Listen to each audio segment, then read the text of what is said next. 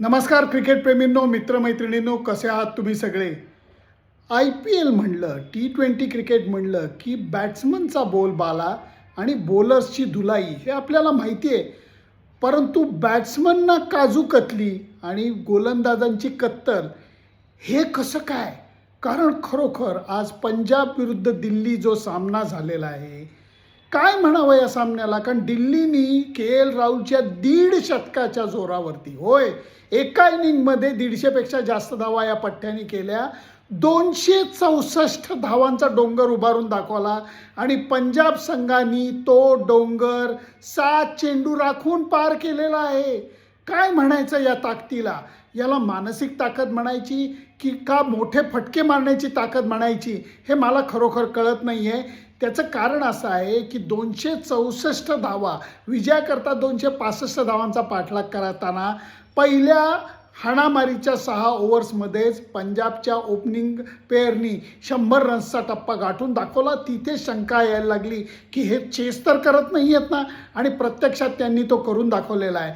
जसं शुक्रवारच्या सामन्यामध्ये पहिल्या बॉलला 0वर असताना विराट कोहलीचा झेल वॉशिंग्टन सुंदरनी सोडला आणि रॉयल चॅलेंजर्स बँगलोरनी अपेक्षित धावसंख्या आरामात पार केली. तीच गोष्ट आज घडलेली आहे. कारण करुण नायरनी कृपा केलेली आहे. श्रेयस अय्यरवरती त्याचे झेल सोडले आणि त्याचा फटका त्याच्या दिल्ली संघाला खायला लागलेला आहे.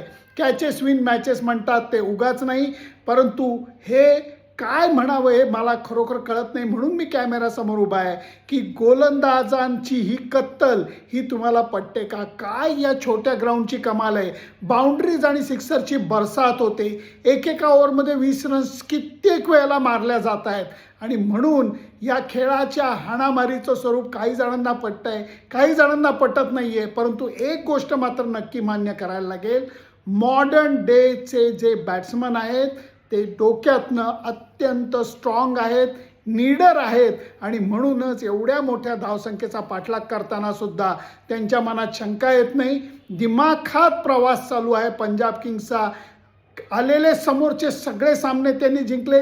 एक सामना KKR विरुद्धचा पावसामुळे रद्द झाला आहे म्हणून 1 पॉईंट मिळाला आहे, नाहीतर समोर आलेल्या प्रत्येक टीमला त्यांनी धोपटून काढलेलं आहे. वेल डन पंजाब किंग.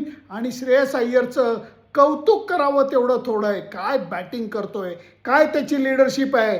आता निवड समितीला भारतीय संघापासून त्याला राम ठेवणं अशक्य आहे. तुमचं मत काय, मला जरूर कळवा.